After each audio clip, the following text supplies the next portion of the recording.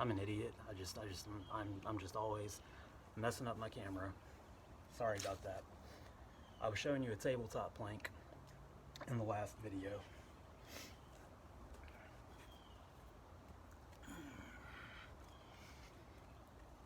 So again, regular plank,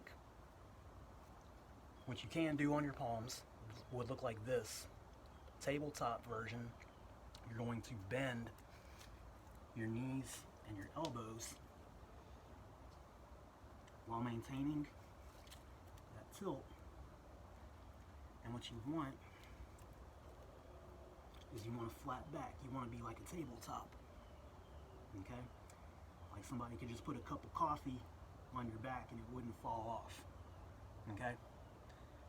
So that's a regular tabletop plank. You can also do a reverse tabletop plank, which is how I got on this subject in the first place.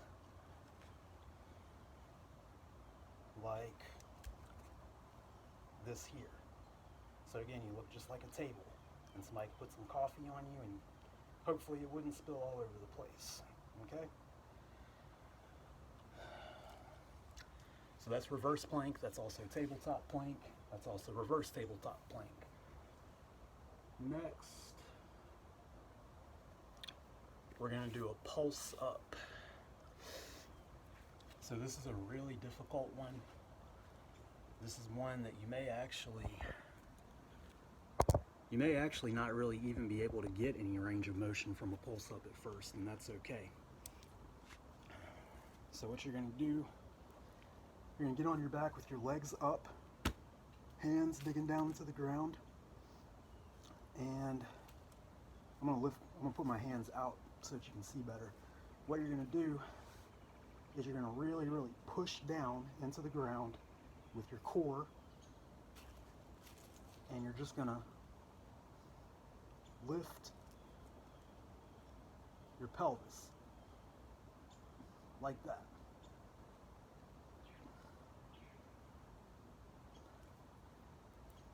Now again, this one's really difficult, so you're going to be tempted, when you start doing these, you're going to be tempted to roll back and use momentum like that. So you can see right before my pelvis started to rise, you could see my hips closing a little bit, right? And my legs coming closer to me. That's not what you want. You want to keep this as stationary as possible. You want to keep these fixed. So really flex those legs, lock out those knees, point those toes to create stability through here. And then let's see if that hip, or if that, let's see if these legs go back at all. Let's see if this hip crease closes up at all. Oh, look at that.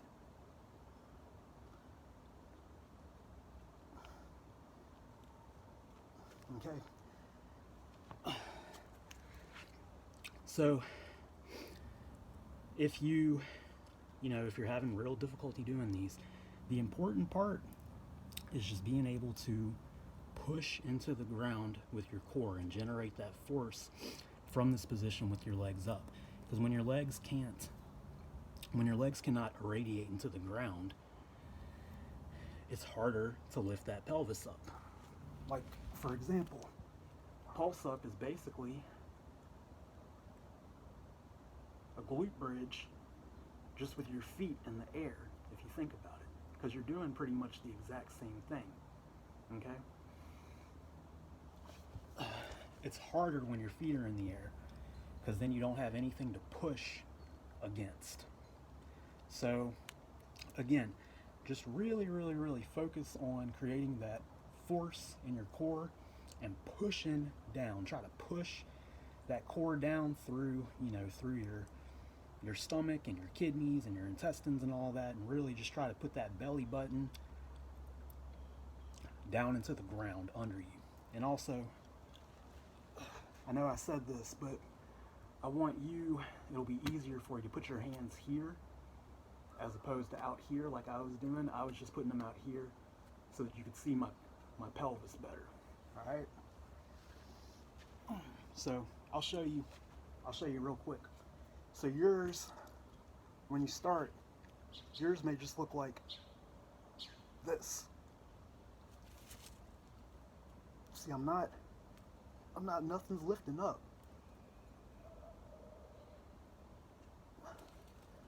But I'm still generating that force into the ground with the intention of wanting my hips and my pelvis to lift up off the ground. Next, I'm going to show you a windmill.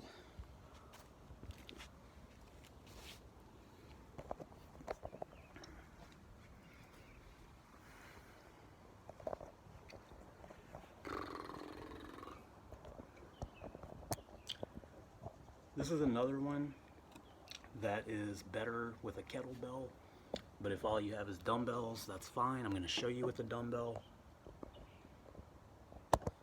And actually, first I'm going to show you without any weight. So,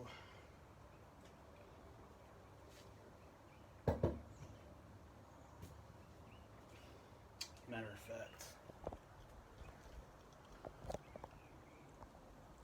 let's try it like this.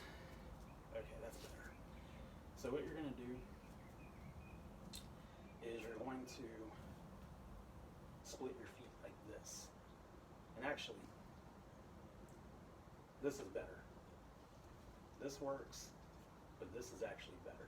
So I'm going to do my first rep with my right hand, and I'm going to go down to my left side. So that's why my feet are pointing this way, because I'm going to go this way. I want my hips squared this way. So we're going to go up. I'm going to put this hand, my left hand on my left leg to guide it. And I'm going to hinge at my hips. I'm going to really, really, really push up with this armpit. And I'm going to come down like this. It helps if you're looking up at your right hand, at the hand that has the weight in it. And then you'll come up like this. Because if you're watching the weight, it's just easier for your body to control it. If you were to attempt to do any of these exercises, any exercise, lower body, upper body, cardio, whatever, with your eyes closed, you'll find that you more than likely have a harder time doing it. So if you're not looking at the weight, chances are it's going to feel a lot more unstable. So that's why your eyes should be up when you're doing this. So one more time, I like to have my hand on this leg to feel how far down I'm going, and then back up. Speaking of how far down you're going, you may not be able to go down very far when you start. I would rather you work on range of motion than worry about weight. So I'm going to show you one with a dumbbell, but if you try this a couple of times without a dumbbell and you're like, yeah, that's difficult enough as it is, don't worry about it. Don't worry about any weight. Just worry about doing the full range of motion until you feel like you're ready for weight. So I'll show you one with the dumbbell right quick.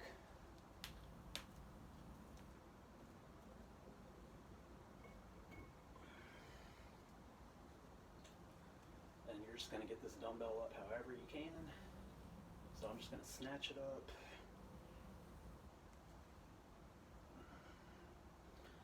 And then you're going to turn your feet towards the side that you're bending down towards. So turn your feet away from the weight. Hand on leg as a guide. And we're going to hinge those hips. So I'll show you real quick. I'm not just falling over to the side. I'm really tripoding with those feet. I'm really bracing that core. And I'm slowly pushing back like this here. Okay? Except I got my weight. Oh. So I got my weight up here. And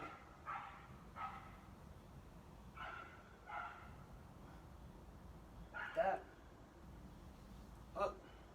One more time.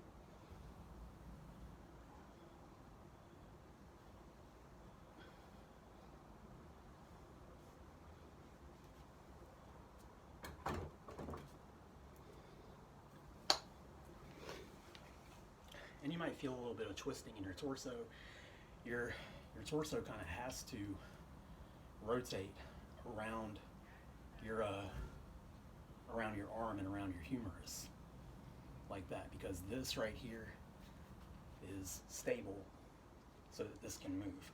So you don't really want rotation in your arm, but you do want rotation below it in your shoulder joint as well as in your hips. Last one is the Pallof press with a band. All right. So you're going to need to tie this around an anchor point. So if you have the bands with the handles, I kind of went over a couple of ways that you can do that in the other video. If you have handles that you can thread through one another, then that's real easy. You just thread one through the other, and then you can cinch it around your anchor point, which is basically what I'm going to do with my rubber band, with my circle band. You can also, if your bands are not adjustable and if your handles are not adjustable and they don't fit inside one another, you can do the trick with the fabric that I taught you. You can take a big piece of sturdy fabric, tie it in a loop through one of the handles, in a loop large enough for the other handle to go through that loop of fabric, and then you can cinch it. You can make a little loop with your handles band. But with my circle band, and I'm going to go over here.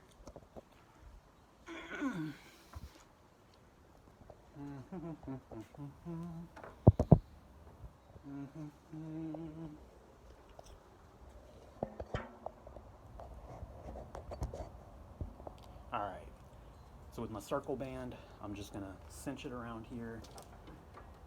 You're gonna want it at waist height.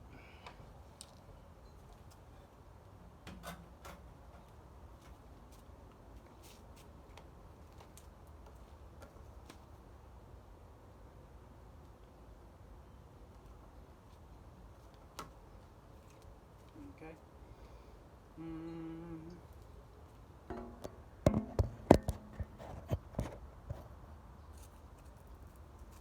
So you can see a little better. And what you're going to do here is you're going to take your distal hand, the hand that's farthest away from the anchor point. So the anchor point is closest to my left. I'm going to grab my band with my right. Then I'm going to clasp over my right hand with my left. Okay? This is going to make it more difficult because the band is going to be pulling you this way. And what you're going to be doing is you're going to be pressing the band out in front of you with squared hips and squared shoulders. So we're not going to be twisting and turning. We're going to be resisting that twisting and turning. So if I grab with my proximal hand, the hand that's closer, it's going to be a lot easier because it's easier for you to internally rotate towards your midline as opposed to externally rotating away. Those words proximal and distal are words you probably already know because you probably learned them when you were learning about like how people develop, when you were doing like intro to psychology classes. There's the cephalocaudal development. We develop from our heads down, which is why it can be so difficult to manipulate our feet because those are literally the farthest things from our brain. And then there's a proxidismal development for principle for development as well. We develop from the inside out, which is why fine motor skills take babies and toddlers longer to develop. So we want to use that distal hand to have that weight, or to resist that weight to make this more difficult. And then, like I said, we're going to clasp with the proximal hand, and then we're just going to press. It's not going to be much range of motion, but if you have appropriate tension on your band, you're going to feel it right as soon as you start to press forward. Okay? Again, we're trying to reduce any kind of twisting and turning.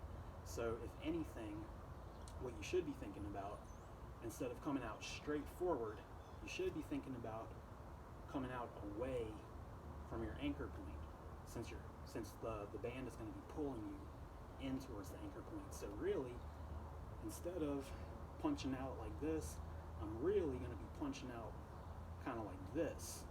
It's just going to look like this with the resistance of the band. So one more time, like this. And I don't have much tension on my band just because of the angle of the camera. I'm trying to let you see what it looks like.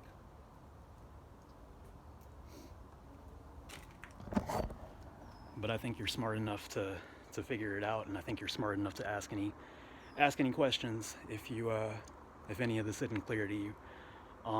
So that's it for the abs. I still have a couple of cardio videos to get to you. I'll get those to you as soon as I can, and I'll catch you later.